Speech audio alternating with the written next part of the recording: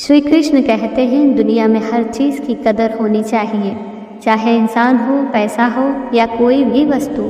जहाँ कदर नहीं होती वहाँ से धीरे धीरे सब चला जाता है। आजकल दुनिया में वजह हो तो कदर होती है, वरना बेवजह कदर कोई नहीं करता। और बहुत कम लोग हैं जो बेवजह कदर करते हैं। जिन मनुष्य के स्वभाव में दूसरों का अपमान करना होता है, ऐसे मनुष्य अपने लिए सम्मान के सभी रास्ते बंद कर देते हैं। श्री कृष्ण कहते हैं जब कोई आपका बेवजह अपमान करे तो उस अपमान का बदला लेने की अपेक्षा उसकी ओर ध्यान न देना अच्छा है। जब कोई हमारा बेवजह अपमान करता है तब पहली इच्छा मन में पलटवार करने की होती है, जो कि सही नहीं है। पलटवार करने से हमें लगता है कि हमें सुकून मिलेगा, लेकिन किसी को पीड़ा देकर मिलने वाला सुकून स्थायी नहीं होता है। ठीक उसी तरह जैसे कि माचिस की तीली को जलाने के लिए खुद भी जलना पड़ता है। मनुष्य को अपने अच्छे कर्मों से विमुख नहीं होना चाहिए, भले किसी के द्वारा अपमान हो या सम्मान हो।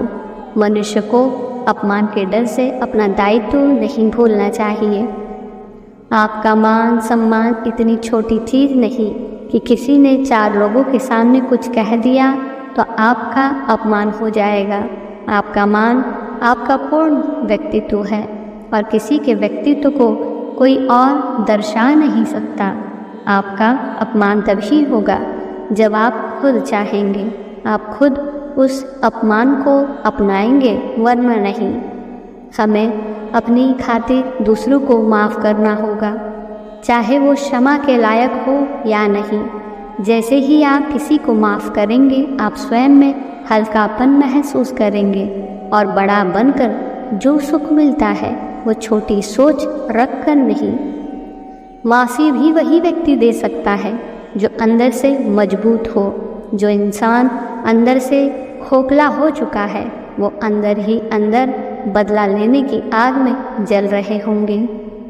जिस तरह किसी लकीर के आगे यदि उससे बड़ी लकीर खींच दी जाए तो वह लकीर अपने आप छोटी हो जाती है, उसी तरह अपने को निखार कर उस व्यक्ति को बिना कुछ बोले जवाब दिया जा सकता है।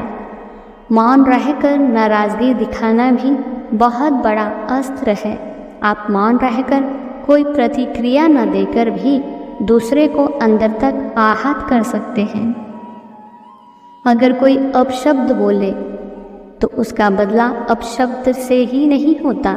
आपका मौन उसकी नींद छीन लेगा। किसी को बिना हथियार दंड देना सबसे बड़ी सजा है। हमारा अपमान हमारे प्राथमिकता का हिस्सा नहीं होता। अपने अपमान का बदला लेने का पहला कदम है आत्मसमर्पण। हमें यह जान लेना चाहिए कि हमारे अपमान से हमारे मूल्य या आत्मसम्मान कम नहीं हो जाते। यह हमारी गलती नहीं होती, बल्कि यह दूसरों की सोच और व्यवहार का परिणाम होता है।